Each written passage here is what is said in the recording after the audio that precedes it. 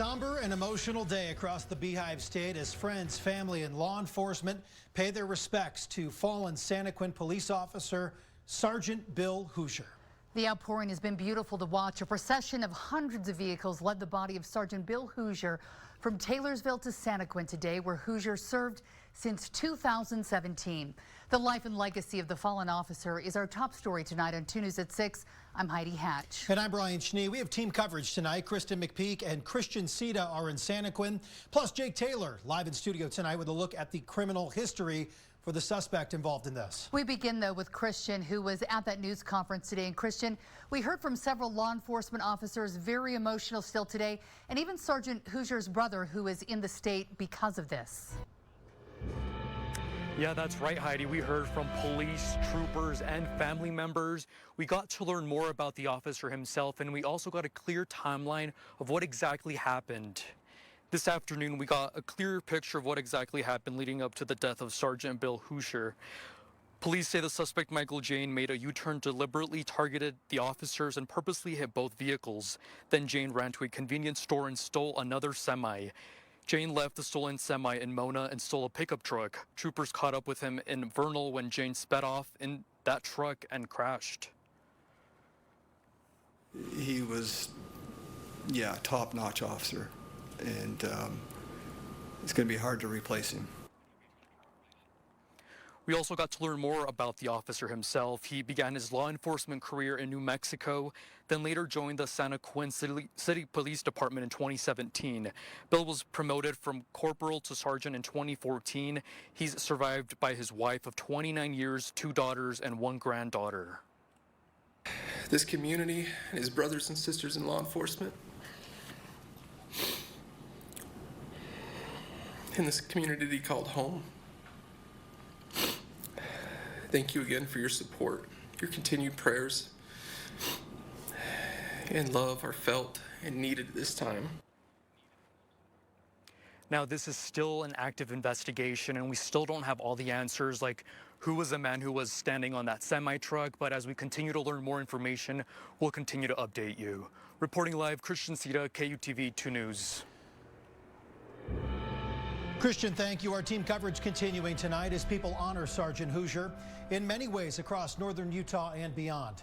Kristen McPeak live at a growing memorial in Santaquin tonight. Kristen, what are you seeing out there this evening?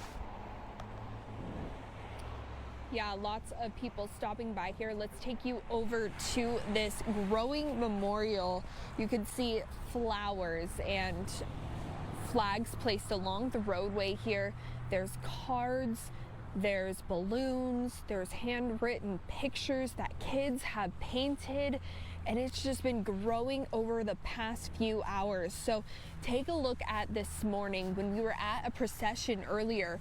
Officers from all across northern Utah watched as Sergeant Hooser's body was loaded into a Santaquin ambulance. We saw lots of tears and hugs, and people watched and saluted in silence. We spoke with one of those people who rode with the procession in honor of the fallen officer.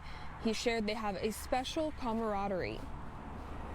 They stop and contemplate what they do and think about why they do it, and it instills a love in their hearts to continue doing the kind of work. Unfortunately, these kind of situations bring a lot of people together that haven't been able to see each other or correspond just because they're so busy in their work. And we've been out at this memorial all day, and especially we've been seeing people start to show up around 5, 6 o'clock. It's really growing here. And so we'll be posting pictures on our website. I also have a link there with more about what people had to say. Live in Santaquin, Kristen McPeak, KUTV 2 News.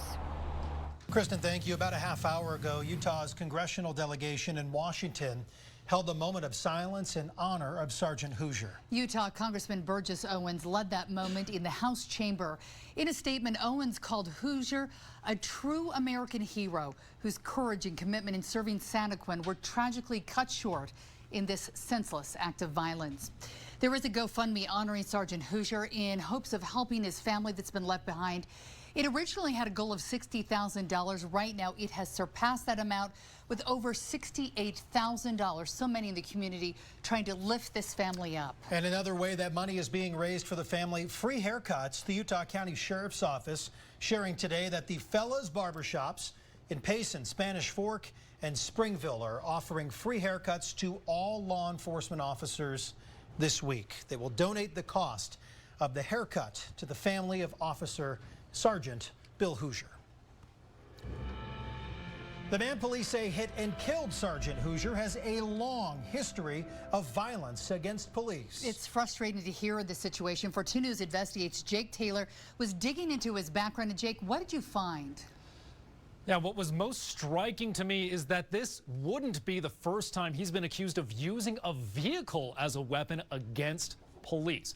Within a rap sheet that spans at least 4 different states, in 2009 in Oregon, he was arrested and accused of 2 counts of attempted murder. Prosecutors said during a high-speed chase, he tried to use his vehicle he was driving to ram and kill police.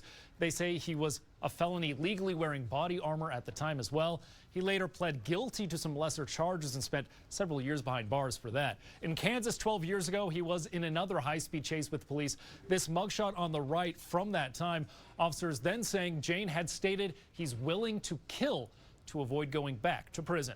Most of his history is out of his home state of California, where his criminal record has several cases of assault against law enforcement, as well as specific threats to kill officers. For several of these cases, again, he was sentenced to 3 to 4 years in prison a few different times.